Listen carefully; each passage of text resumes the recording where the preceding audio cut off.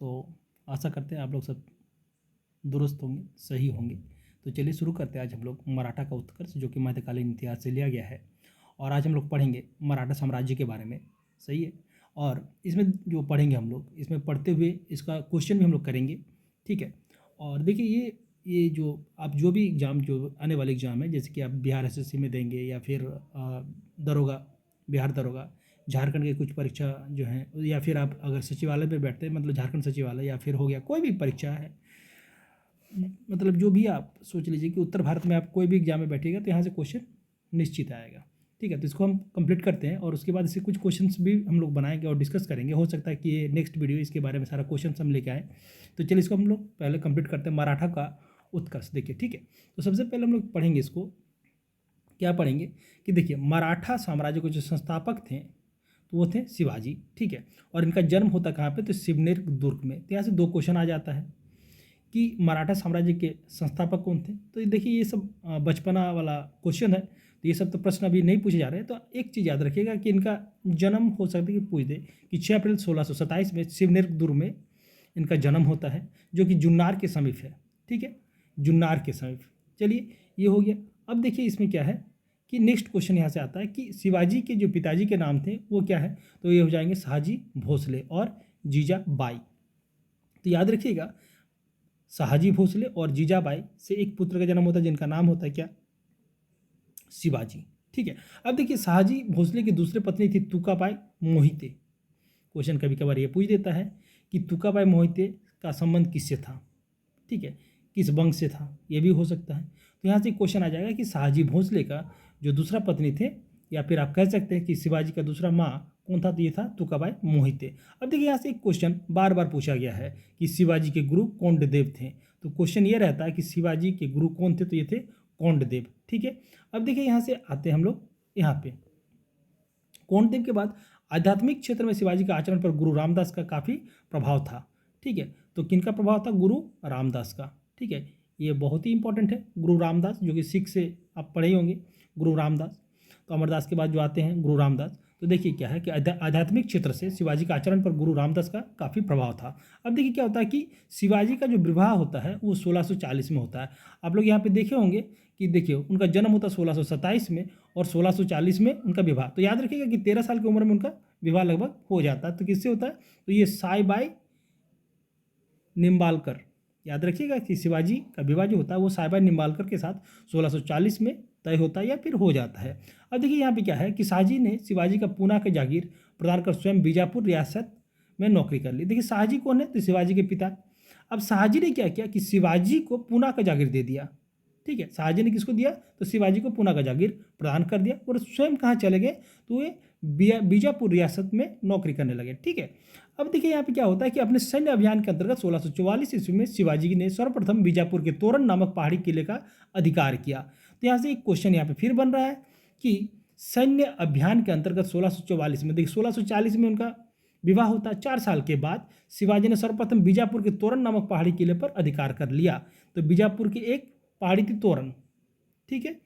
तो वहाँ पे उन्होंने क्या किया कि एक नामक पहाड़ी की एक किला था, तो किला पर अधिकार कर लिया।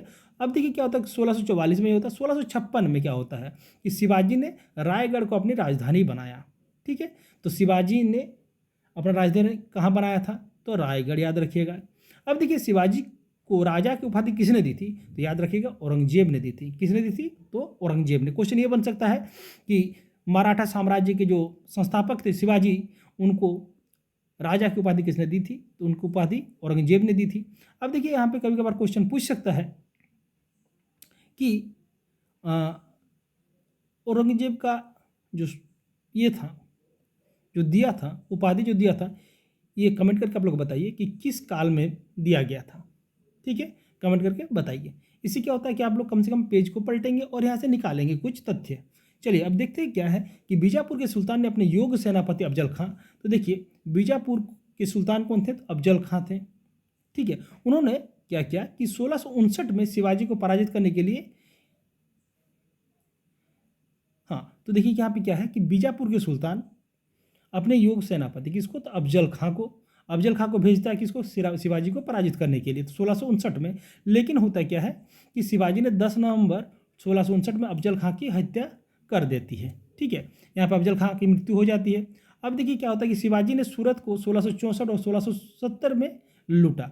यहाँ पे पूछ सकता है कि शिवाजी के द्वारा सूरत को किस किस वर्ष लूटा गया था। तो देखिए 6 साल का डिफरेंस है, तो 1664 से लेके 1670 ईस्वी के बीच लूटा। अब देखिए यहाँ पे एक बहुत ही इंपॉर्टेंट क्वेश्चन, ठीक है, क्वेश्चन ये है, देखिए क्वेश्चन ये है कि पुरंदर की संधि, हमेशा आपको मिलेगा कि पुरंदर की संधि कब हुआ था। तो पुरंदर की संधि होता है 1665 में।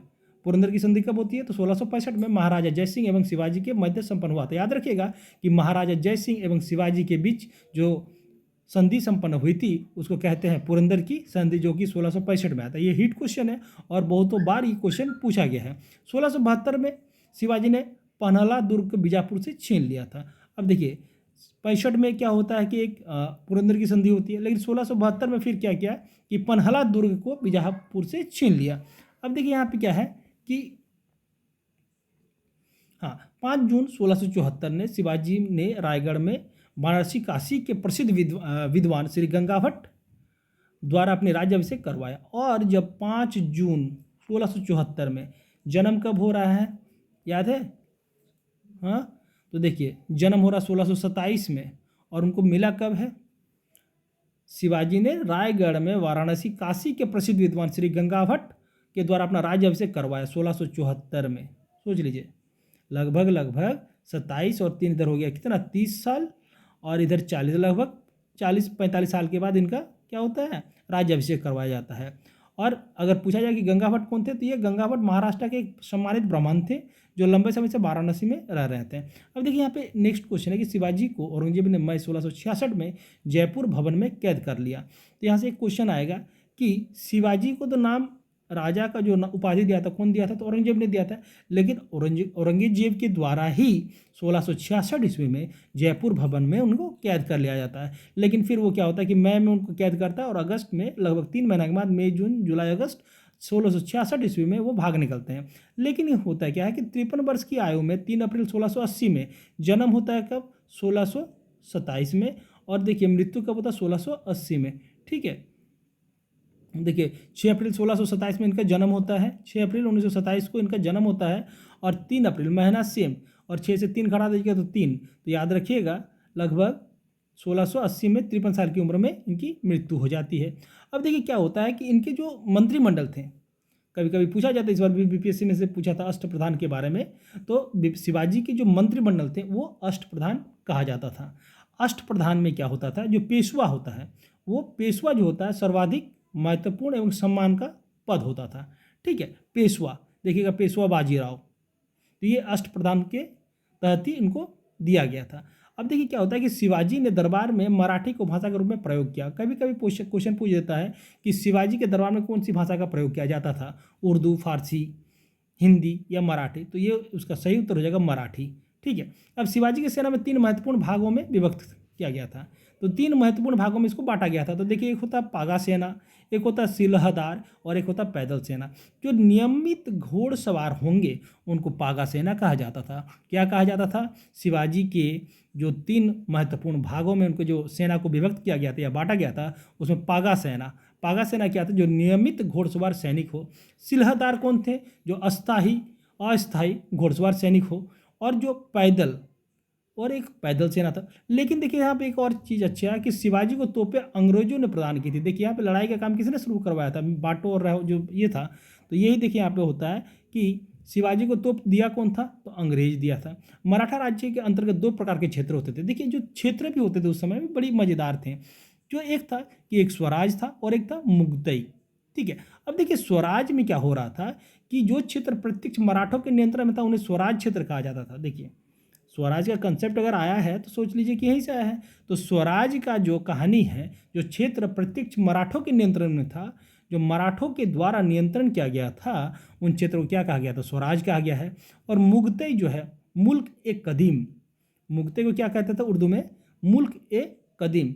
ये वो क्षेत्र है जिसमें चौथ एवं सरदेश मुखी वसूल करते थे। अब यहाँ से क्वेश्चन आ जा रहा है कि चौथ क्या है और सरदेश मुखी क्या था। आगे पढ़ते देखिए कि चौथ एवं स्वदेश मुखी स्वराज से नहीं लिए जाते थे। तो देखिए जो क्षेत्र मराठों के द्वारा नियंत्रण किया गया था। जो क्षेत्र मराठों के द्वारा नियंत्रण होता था उसको स्वराज कहते थे, और मुगतई जिसको कहते थे, जिसमें चौथ एवं सरदेश मुखी वसूल करते थे। तो ये जो स्वराज से जो टैक्स लिया जाता था ये यहाँ से नहीं लिया जाता था, ये लिया जाता था उन क्षेत्र से जिसमें, जैसे कि देखिए क्या होता है कि जैसे सरदेश मुखी स्वराज से नहीं लिए जाते थे, बल्कि उन जगहों से लिए जाते थे जहाँ मुगल या दक्कनी राजाओं का शासन था। तो जहाँ पे मुगल या फिर दक्कन वाले जो राजा थे उनके द्वारा ये चौथ लिया जाता था। अब इसमें क्या था कि 1/4 था, जो भी भू राजस्व था उसका 1/4 भाग मराठों के उस क्षेत्र पर आक्रमण नहीं करने के लिए दिया जाता था। देखिए मराठा लोग क्या करते थे, अगर आक्रमण कर देंगे तो फिर तो दिक्कत है, तो ये लोग क्या करते थे, चौथ लेते थे, एक टैक्स लेते थे, जिसके कारण क्या है कि वो टैक्स लेने के बाद उस पर आक्रमण नहीं करते। और सरदेश मुखी वहाँ पे होता था जहाँ पे 10% तक का अतिरिक्त अधिभार था जो उस क्षेत्र से लिया जाता था, जो मुगलों का अधीन था, पर मराठा उस पर दावा करते थे। ठीक है, तो यहाँ पे दो चीज़ आ गया, स्वराज और एक हो गया मुगते। मुगते के अंतर्गत क्या आता है, चौथ और सरदेश मुखी। ठीक है, अब देखिए यहाँ पे क्या है कि थोड़ा सा हम लोग देख लेते हैं कि महाराष्ट्र के प्रमुख संत कौन कौन थे।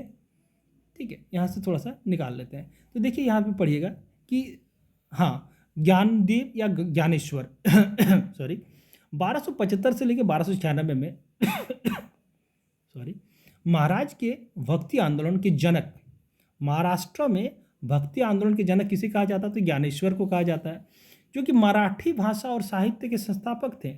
भगवत गीता पर भावार्थ दीपिका नामक बृहद टीका लिखी, जिसे सामान्य रूप से ज्ञानेश्वरी के नाम से जाना जाता है।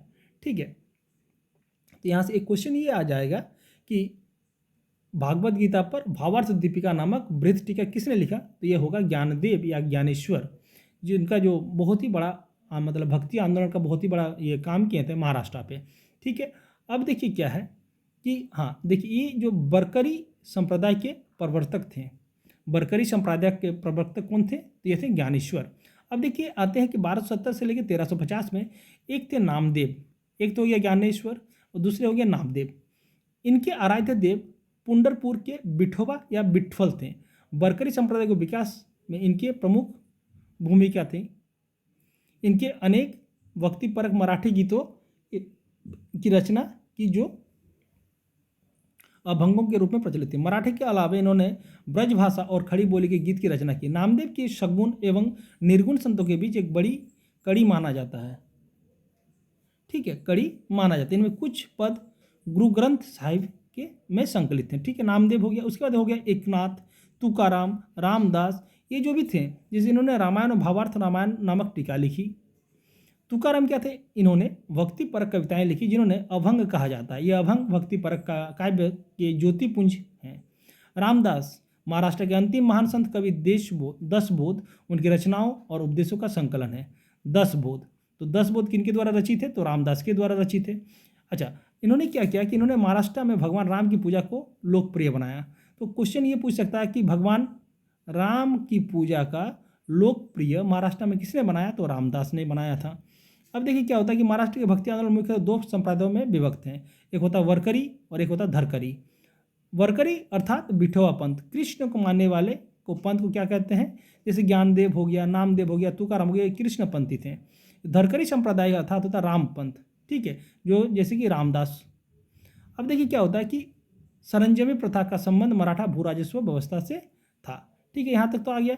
अब हम लोग पढ़ते हैं कि जैसे हम लोग अष्टप्रधान पढ़ें, जो कि अष्टप्रधान में क्या होता है कि पेशवा मतलब होता है प्रधानमंत्री।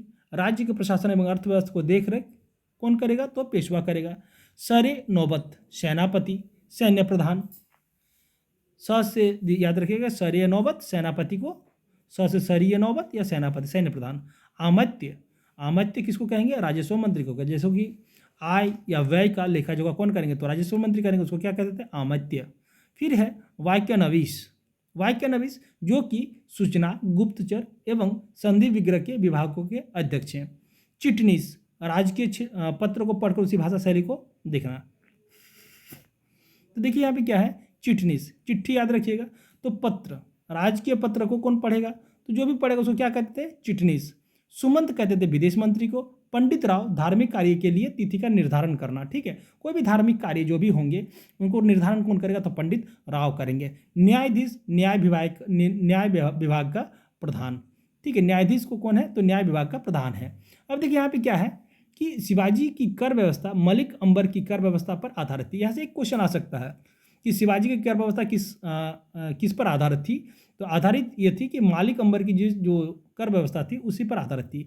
अब शिवाजी ने रस्सी द्वारा माप की व्यवस्था के स्थान पर काठी एवं मानक छड़ी का प्रयोग किया या आरंभ किया। शिवाजी ने 1689 में अन्नाजी दत्तो द्वारा व्यापक भूमि सर्वेक्षण करवाया था। तो यहाँ से एक क्वेश्चन एक आ सकता है। ठीक, एक चांस है इस तरह का क्वेश्चन अभी हो सकता है आने वाले परीक्षाओं में पूछ दे कि शिवाजी की कर व्यवस्था किससे थी, तो किस पर आधारित थी, तो मलिक अंबर के द्वारा।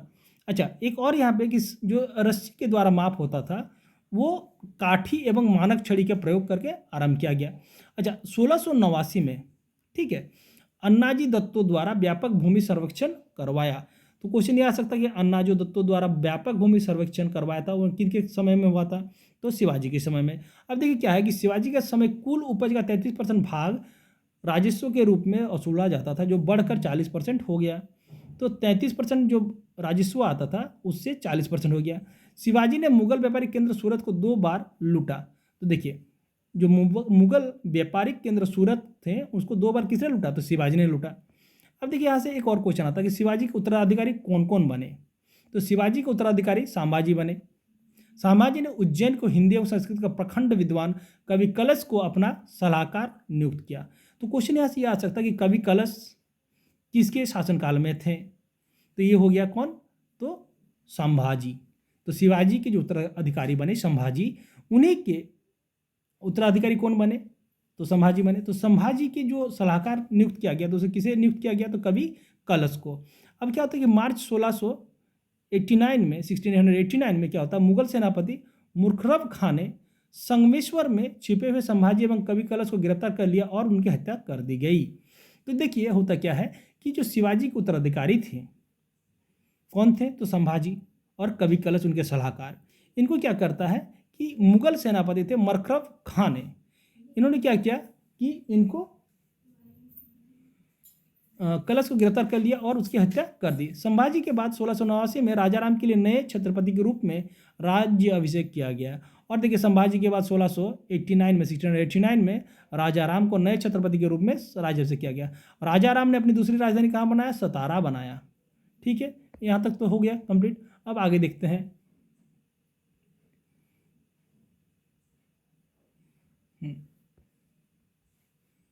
तो होता क्या है कि शिवाजी के किले की सुरक्षा के लिए नियुक्ति अधिकारी कौन था, तो एक था हवलदार, एक था सरेनोवत और एक था शवनीश।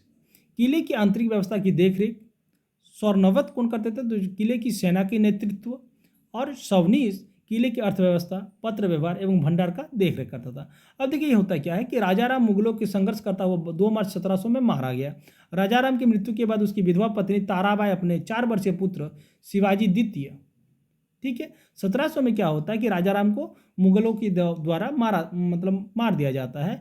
और उसी के लिए राजाराम की मृत्यु के बाद उसकी विधवा पत्नी ताराबाई और उनका एक पुत्र होता है 4 वर्ष, जो उसके शिवाजी द्वितीय को राज्याभिषेक करवाकर मराठा साम्राज्य का वास्तविक संरक्षिका बन गई। ठीक है, अब देखते हैं होता क्या है कि 1707 ईस्वी में औरंगजेब की मृत्यु के बाद संभाजी के पुत्र साहू, 1707 में क्या होता है, औरंगजेब की मृत्यु के बाद होता है संभाजी के पुत्र साहू जो कि औरंगजेब के कब्जे में था, भोपाल के निकट मुगल शिविर से वापस महाराष्ट्र आया। और 1707 में क्या होता है कि संभाजी के एक पुत्र थे साहू जो कि औरंगजेब की कैद में था और वो भोपाल के निकट मुगल शिविर से वापस महाराष्ट्र आ गया। भोपाल से वो महाराष्ट्र आ गया कौन, तो साहू जी। साहू एवं ताराबाई के बीच 1707 में खेड़ा का युद्ध होता है। तो याद रखिएगा खेड़ा का युद्ध, एक तो खेड़ा आपको याद होगा जो कि चंपारण के बाद खेड़ा जो होता है महात्मा गांधी के द्वारा खेड़ा आंदोलन शुरू किया गया था। उसी तरह 1707 में खेड़ा का युद्ध 1707 में शुरू होता है जिसमें साहू जी विजय होता है। और साहू जी ने 22 जनवरी 1760 को सतारा को अपना राज्याभिषेक करवाया, सतारा में। ठीक है, सतारा में कौन करवाया, साहू जी ने। साहू के नेतृत्व में क्या होता है देखिए यहाँ पे कि हाँ, अब देखिए यहाँ पे होता क्या है कि रुकिए इसको बड़ा करने दीजिए कि साहू के नेतृत्व में नवीन मराठा साम्राज्यवाद के प्रवर्तक पेशवा लोग थे, जो साहू के पैतृक प्रधानमंत्री थे। अब क्या था, कहानी ये था कि जो साहू जी के नेतृत्व में नवीन मराठा साम्राज्यवाद के प्रवर्तक कौन थे, तो पेशवा लोग थे, जो साहू के पैतृक प्रधानमंत्री थे। पेशवा पद पहले पेशवा के साथ ही वंशानुगत हो गया था। पेशवा पुणे में रहता था। अब यहाँ से क्या होता है कि बालाजी शिवनाथ को पेशवा बनाया। 1713 में साहू जी ने बालाजी विश्वनाथ को पेशवा बना दिया और इनको मृत्यु होती है 1720 में। इसके बाद पेशवा बाजीराव प्रथम हुए। ठीक है, तो बालाजी विश्वनाथ के बाद कौन आया, तो बाजीराव प्रथम। अब क्या होता है कि बाजीराव प्रथम ने मुगल साम्राज्य को कमजोर हो रही स्थिति का फायदा उठाने के लिए साहू को उत्साहित करते हुए कहा कि आओ हम इस पुराने वृक्ष को खोखले तने पर प्रहार करें, शाखाएं तो स्वयं गिर जाएगी। हमारे प्रयत्नों से मराठा पताका कृष्णा नदी से अटक तक फहराने लगेगी। तो यहाँ पे एक ये आएगा कि किसने कहा था, कि देखिए यहाँ पे है कि पेशवा बाजीराव प्रथम ने मुगल साम्राज्य को कमजोर हो रही स्थिति का फायदा उठाने के लिए साहू को उत्साहित करते हुए कहा कि क्या कहा कि आओ हम इस पुराने वृक्ष को खोखले तने पर प्रहार करें। तो मुगल ऑलरेडी क्या हो रहा था, वहाँ पे कमजोर हो रहा था। तो साहू जी ने क्या किया, कहा, किसको कहा, तो बाजीराव प्रथम ने साहू को कहा। ठीक है, तो ये क्वेश्चन आ सकता है कि हम इस पुराने वृक्ष को किसने कहा, तो ये पेशवा बाजीराव ने कहा। उत्तर में साहू ने कहा, निश्चित रूप से ही आप इस हिमालय के पार गाड़ देंगे, निसंदेह आप योग पिता के योग पुत्र हैं। ठीक है, तो देखिए योग पिता के योग पुत्र किसने कहा था, ये क्वेश्चन आ सकता। तो देखिए किसने कहा था, तो साहू जी ने कहा था। अब देखिए क्या होता है कि पालखेड़ा का युद्ध 7 मार्च 1728 में बाजीराव प्रथम एवं निजामुल मुल्क के बीच, जिसमें निजाम की हार हुई और निजाम के साथ मुगी सिवागांव की संधि हुई। एक क्वेश्चन पूछ सकता है कि मुगी सिवागांव की संधि किसके बीच हुई थी, तो ये होगा कि बाजीराव प्रथम एवं निजामुल मुल्क के बीच। ठीक है, जिसे हम लोग कहते हैं पालखेड़ा का युद्ध। एक होता है खेड़ा का युद्ध और एक होता है पालखेड़ा का युद्ध। ठीक है, अब क्या होता है कि दिल्ली पर आक्रमण करने वाला प्रथम पेशवा बाजीराव प्रथम था, जिसने 29 मार्च 1737 में दिल्ली पर धावा बोला था। उस समय मुगल बादशाह मोहम्मद शाह दिल्ली को छोड़ने के लिए तैयार हो गए थे। अब होता क्या कि 29 मार्च 1737 में बाजीराव प्रथम ने क्या किया कि मोहम्मद शाह जो दिल्ली पे उस टाइम में राज कर रहे थे उनको भगाया और दिल्ली छोड़ने के लिए तैयार हो गया था वो। अब क्या होता है कि बाजीराव प्रथम मस्तानी नामक महिला से संबंध होने के कारण चर्चित रहा था। तो बाजीराव प्रथम जो था, तो एक मस्तानी बोल के एक महिला थी, उससे उनका संबंध था। अब 1740 में बाजीराव प्रथम की मृत्यु हो जाती है और बाजीराव प्रथम की मृत्यु के बाद बालाजी बाजीराव 1740 ईस्वी में पेशवा बना। पहले क्या होता है कि बाजीराव का मृत्यु हो जाता है और बालाजी बाजीराव अब क्या कहते हैं, उनको इस मराठा साम्राज्य को संभालते हैं।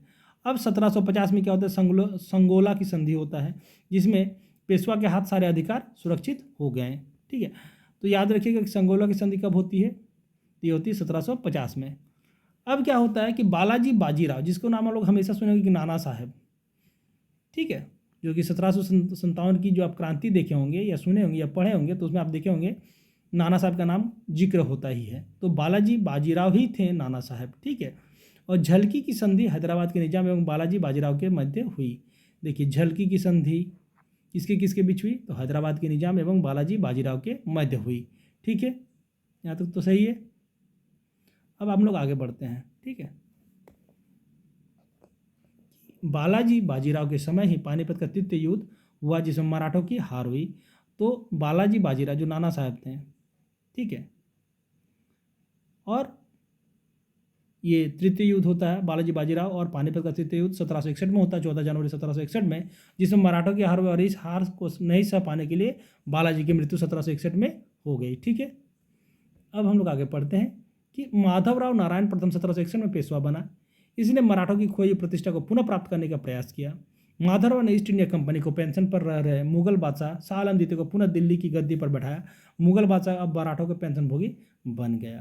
देखिए होता क्या है कि माधवराव नारायण प्रथम जो था पेशवा बना 1761 में, और इन्होंने खोई जो प्रतिष्ठा थी मुगलों की इसकी मराठा की, वो वापस लाया और ईस्ट इंडिया कंपनी के पेंशन पर रह रहे मुगल बादशाह शाह आलम द्वितीय को पुनः दिल्ली की गद्दी पर बैठाया।